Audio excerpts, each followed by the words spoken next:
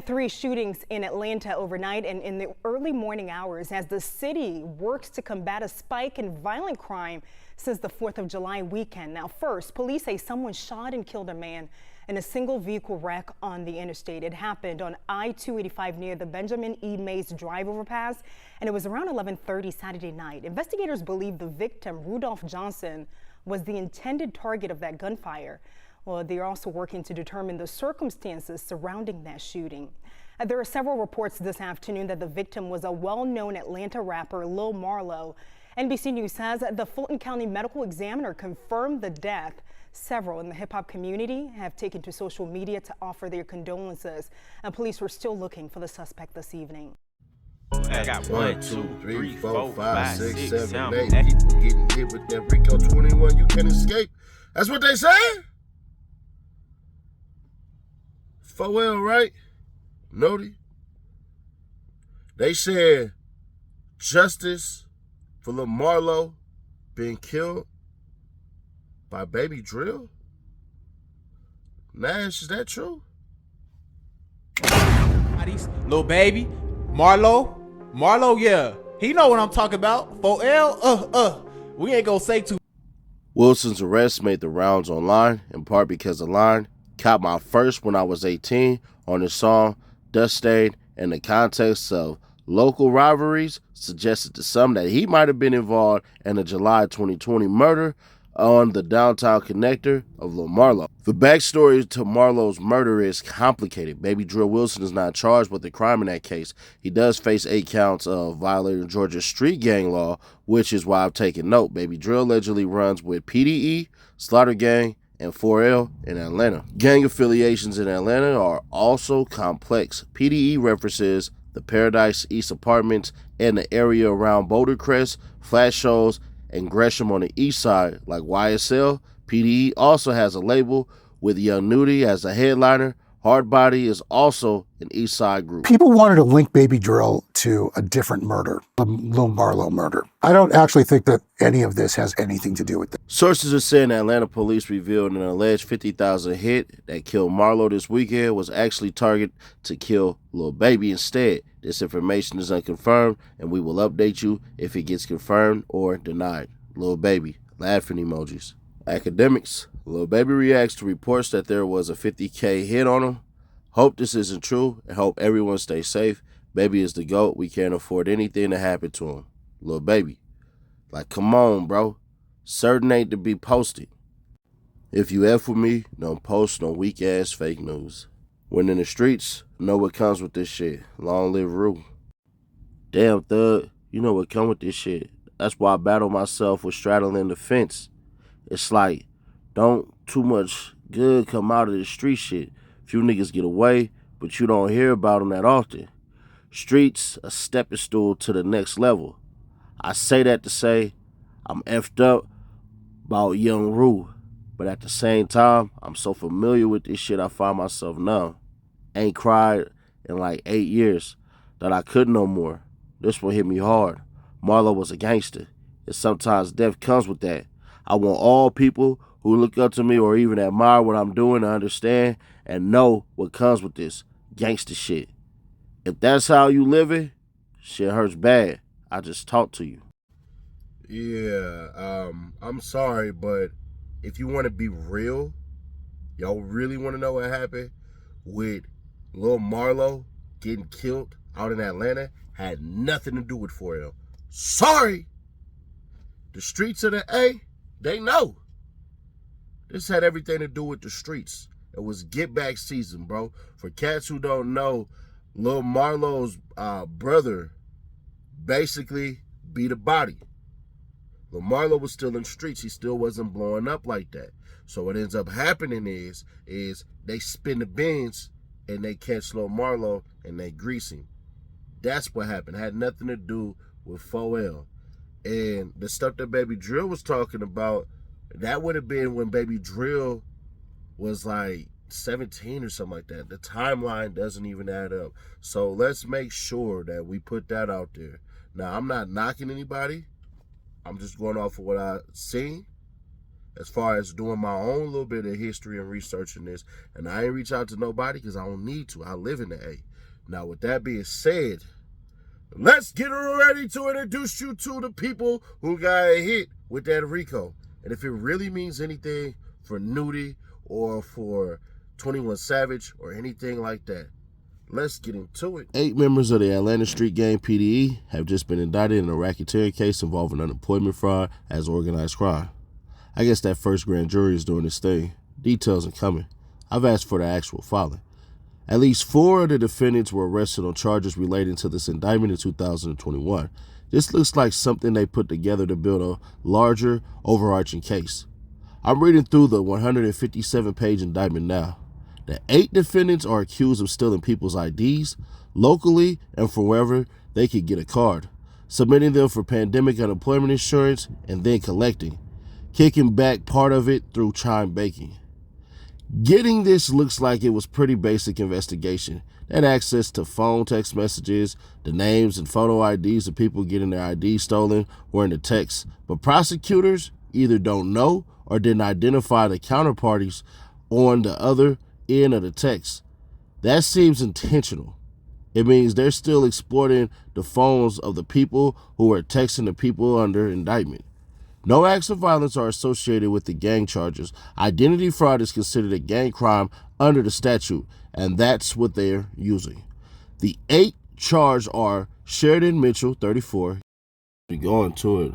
We go find out about your man, Shadarian Mitchell, 34 years old. Let's take a look. Already had a previous bond hearing, a part 2 in courtroom 6B, March 3rd, 2021. Bond hearing, State of Georgia versus Shadarian Mitchell. Possession of a firearm by a convicted felon or first offender, probationer, violation of Street Gang Terrorism and Prevention Act. We're gonna skip a lot of this stuff in the beginning part, basically, where they're kind of introducing themselves with Paul Mitchell and the gang. Basically, we get to Shadarian Mitchell was charged with trafficking cocaine and possession of marijuana with the intent to distribute and possession of a firearm during the commission of a felony. So we'll stick to that part, but we'll get into what actually happened, right? So the property manager, Luke Shira, called Smith several times in March of 2009 to discuss her overdue rent and a drainage problem on the property. Shortly before noon on March 17, 2009, Shira went to the house to inspect the drainage problem and to collect the rent. Shira, who knew that Smith did not have a car, noticed 3 vehicles parked at the house when he arrived. He also observed several broken windows and saw that someone had added a security door to the front entrance of the house. Shira knocked on the door, but no one responded. He then reached through the open window adjacent to the door and pulled the blinds aside. According to Shira, he could smell marijuana through the window. Shira yielded to the window, identifying himself as property management, but no one responded.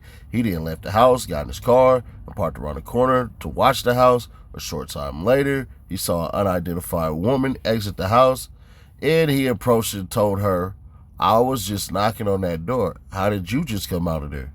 What's going on? How did you get in there?" The woman responded simply that she was getting in her car and she left because he was concerned about the broken windows, the cars he did not recognize, the unauthorized security door that had been installed, and the smell of marijuana. Shira called the police. Upon arriving at the home, Officer Jason Foose spoke with Shira, who voiced his concerns, and then Foose approached the house, knocked on the front door. According to Foose, he could smell fresh burnt marijuana. No one responded, and Foose called for backup. Officer Keith Backman arrived a few minutes later, approached the house, knocked on the door, identifying himself as a police officer. Backman testified that he could smell marijuana coming from one of the broken windows. White answered the door, and Backman asked him if he lived here in the house. White told the officer that he did not live there, but he was visiting his girlfriend, Big Red, who lived in the house. Carter also came to the door, and he denied that he lived in the house. Shira gave the police permission to enter the house, explaining that he wanted to collect the rent, make repairs, and see if there was damage to the property or if there was anything illegal inside the house. The police then entered the house, where they found Mitchell, who was also denying that he lived at the house, sleeping in a bedroom. Once inside, the police found drugs, scales, baggies, and a handgun. The police also conducted what they characterized as an inventory search of Carter's vehicle and found 2 handguns. Karen Mitchell, 54, Dontavius Cheeks, 33. Here, the state's use of Cheeks' silence was egregious and pervasive. Not only did the prosecutor aggressively question Cheeks' mother regarding his failure to turn himself in to the police, the prosecutor repeatedly and explicitly argued during the opening and closing that Cheeks' silence was evidence of guilt. The victim contended that she was raped, but Cheeks contended that the intercourse was consensual. There were no other witnesses to the encounter and no physical evidence establishing force. The state produced evidence of outcry and testimony that the 18-year-old victim was a lesbian and uninterested in boys. The state also presented similar transaction evidence and testimony from Cheeks' former girlfriend that he had actually raped her approximately 2 years after their relationship ended. Apparently, Cheeks was never prosecuted. The outcome of the trial depended on whether or not the jury found the intercourse to be consensual. There were no eyewitnesses and no physical evidence indicating the use of force, although the state reinforced the victim's testimony that she had not consented to intercourse. With testimony from outcry witnesses, the jury's determination of credibility of Cheeks and the victim was crucial to its verdict. While in Moore, we affirm the trial's courts grant a new trial on the ground of ineffective assistance in circumstances in the case before us are similar, and likewise concluded that the trial counsel failure to object to the state's repeated questions and comments regarding Cheeks' silence was harmful in light of the evidence before the jury. See Scott versus State, Super 305 GA APP at 718-2A 700 SE 2D 694. Basically what happened is the state said out loud to the jury, see, he's silent. That means he's guilty. It is on your lawyer to say, hey, that's leading. It is. Because you have a right to basically not involve yourself in it. You're not self-incriminate. Pardon myself. Pardon me, my bad. To not self-incriminate. Then on top of that, his mama basically came out to the police and basically told her, hey, I told my son, you didn't do anything wrong. Go down and talk to the police. Tell them what happened. You don't do that. And then after hearing on Cheeks' motion for a new trial, counsel testified that she was extremely nervous because it was her first trial as lead counsel and her first appearance in a trial judge's courtroom. She didn't object to those comments, but it wasn't because of any strategic reason. I remember thinking about it. Honestly, I just let my nerves get the better of me. Now, back to it. Kenneth Long, 35, Brittany Parks, 28, Kareem Durham, 27. Atlanta police arrest 2 suspects, cite a third, and wow, not a crime. Here's your man Kareem DeAndre Durham. Yes, that was your man's right there. The Atlanta Police Department has arrested 2 suspects involved in a wild night that included fireworks, drag racing, reckless driving in a stolen car, and stolen weapons. According to a news release, the police, with the help from Georgia State Patrol, GSP, stopped a series of crimes July 18th, making 2 arrests and citing another. At about 10:30 p.m., officers responded to a 911 in the Castleberry Hill area regarding a large group of individuals and a large number of vehicles gathered there, fireworks being discharged, and some of the vehicles were observed laying drag. Officers also observed a number of ATVs and dirt bikes driving on city streets in the area. As the APD and GSP moved in, the crowd began to disperse. The release stated officers conducted multiple traffic stops, ultimately stopping 1 car, 1 dirt bike, and 7 ATVs. The driver of the car was issued a citation by APD officers, and troopers with the GSP handed the dirt bike and ATVs. Pardon me. About 15 minutes later, officers responded to a report of a Mercedes being stolen from 1150 Peachtree Street in Midtown. The owner of the vehicle provided tracking information, allowed officers with both agencies to track the vehicle to an area of an apartment complex at 1220 Gun Club Road in Northwest Atlanta, where the occupants fled on foot. Because the vehicle was located so quickly, officers were able to recover 3 handguns, 2 of which were found to be stolen, and a small amount of marijuana. Along with the vehicle, investigators are working to identify all involved suspects, the release stated. About 15 minutes later, officers were on a traffic stop in the area of 548 Boulevard in the Old 4th Ward when they observed several individuals run from an unrelated vehicle that was nearby. Leaving its doors open, officers approached the vehicle, believing it may be unoccupied, but then saw 2 more occupants exit and quickly walk away. The officer stopped and spoke with both occupants and immediately noticed the strong odor of marijuana. The release stated, both advised they had smoked marijuana and showed officers an empty bag. As they spoke, one of the males attempted to run but was quickly apprehended. During their investigation, officers located a stolen handgun in a vehicle accessible by both occupants. When asked about the handgun, each advised to ask the other. Officers determined both men were convicted felons and both were charged accordingly and transported to the Fulton County Jail. Kareem Durham, 25 at the time, and Damian Moore, 31, each were arrested and charged with possession of a firearm by a convicted felon and theft by receiving stolen property, and Moore was also charged with obstruction. But hold on. Kenneth Copeland right next to Kareem Durham? That's YSL Woody. What? Operation Phoenix? 10 people arrested in connection with a spike in violent crime in Atlanta. 2 more are still wanted tonight. Investigators calling them some of the most dangerous offenders in the entire city. And with their arrests, crime is dropping. Joe Hankey has more. 10 defendants in custody, some facing federal charges, others facing state charges in Fulton County. Today, the FBI publicly identified these 10 individuals as being arrested over the past 10 weeks during an ongoing local, state, and federal operation known as Operation Phoenix. Some are charged with assault, others attempted murder, some are charged with drug, firearms, or gang-related crimes. These individuals were repeat violent offenders, that there was some nexus with them and violence. And we deemed them to be responsible for some of the most violent crimes in the city of Atlanta. Julian Rayburn, 39, and Zamika Davis, 34. Back when in 2011, May 23rd, basically an argument between 2 groups of men led to a shooting that wounded 4 adults and 2 children who were attending a reunion at a city park of tenants the former Capitol Homes Saturday, according to a report released on Monday. One of the persons shot, Justin Urshi, was arrested soon after. The shots were heard around 8:15 p.m.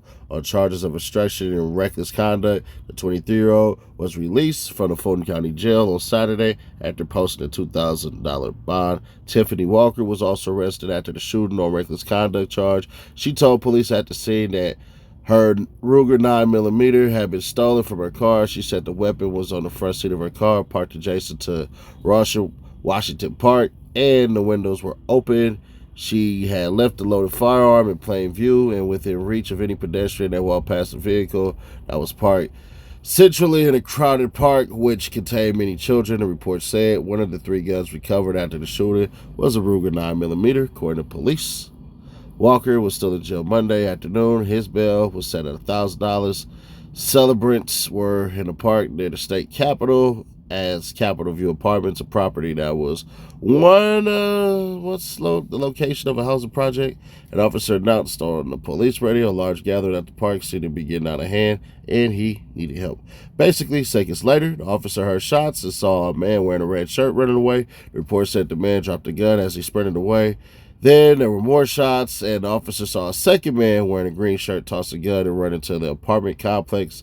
The general consensus of the occurrences that led up to the shooting was that 2 separate groups of males were in attendance at the party, began to argue, which then led to several individuals brandishing weapons and firing at each other, according to a report. The exact specifics concerning the verbal argument and individuals involved cannot be determined. Several crime scenes were located, as well as a few shell cases spread throughout the area. 6 people wounded in a firefight, but none of them had life-threatening injuries. A 1-year-old was shot in the foot. Shakia, I think it's Sharikia, I don't know, cuz black people, y'all gotta do better.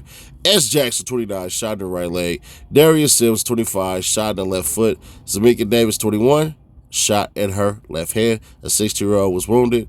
Sharonda Fleetwood, 26, went to Grady Memorial Hospital later and then stated that she was trampled when the shooting occurred. The charges are violation of Georgia RICO, Racketeer Influence and Corrupt Organizations Act. 9 counts of violating the Georgia Street Gang Terrorism and Prevention Act, 1 count of conspiracy to defraud the state, and 134 counts of identity fraud. If there are rappers in there, I can't see them. There's nothing obvious in the indictment about the connection between PDE, the street gang, and anyone signed a PDE, the label. There's also none of the Instagram gang photos or lyrics or other stuff we've seen in other gang cases. The White Collar Crime Unit spent more than 2 years investigating this case, which came to our attention out of the series of gang-related homicide investigations in early 2021. We spent countless hours combing through cell phone evidence, social media evidence, bank records, and other documents. And we intend to hold accountable all of the individuals charged by the grand jury in this case, said White Collar Crime Unit Deputy District Attorney Will Wooten. Notably, the DA didn't mention exactly which of those 2021 homicides tied into this case. I'll go look. So, to make it make sense, right now, Nudy has nothing to worry about. 21 Savage has nothing to worry about, or anything like that. But what I would tell y'all is, run the hell away from YSL Woody if you see him coming. Bruh, the fact that at the end of that, what George Cheedy had said is that they did not reveal who they were talking to or texting. On the other line of that, we have a 3-hour video of YSL Woody, a.k.a. Kenneth Copeland, telling. I'll pin it in the comments. Bruh, I had to wonder how much damage has he actually done to the city of Atlanta. Now, with that being said, this is not a shot at anybody that did anything. I didn't watch anybody's video or nothing like that. I didn't care to. I just seen what Academics posted, and I seen what Say Cheese posted. I seen everybody in the doggone comments basically saying Nudy is done and doggone 21 Savage is done, but that's not true. Now, could it come back further down the line, an actual gang RICO that isn't white collar and everything like that? Yeah, it could, but Fonnie Willis basically pointed out the fact that she's willing to go ahead and come after the gangs as far as them doing white collar crimes. That's what she said yesterday. I'm quoting her verbatim. So with that being said, I think Savage and Nudy and all them, I think they're too smart to get caught into this dumb stuff. And I would tell them, if you ain't been caught, act like somebody's looking at you and proceed accordingly. But other than that, man, subscribe, turn on that bell to stay notified. Join the hundreds of thousands of visionaries that have put on for the day. We get back to the community. Shout out Philadelphia. Shout out Outlaw Boxing. And yeah, let me know if y'all want me to cover any other stories like this. I do have a video that's going to drop on Boosie possibly beating the charges, but I don't think it's going to apply, and I'll explain the reason why. Doesn't mean that he's done, but it definitely has a strong chance based on something that had happened in Mississippi in federal courts yesterday. If you beat me to it, you beat me to it, but it is what it is. I'll catch y'all on the next. What's really hood when I'm through the hood? Nothing be said, we got it overstood.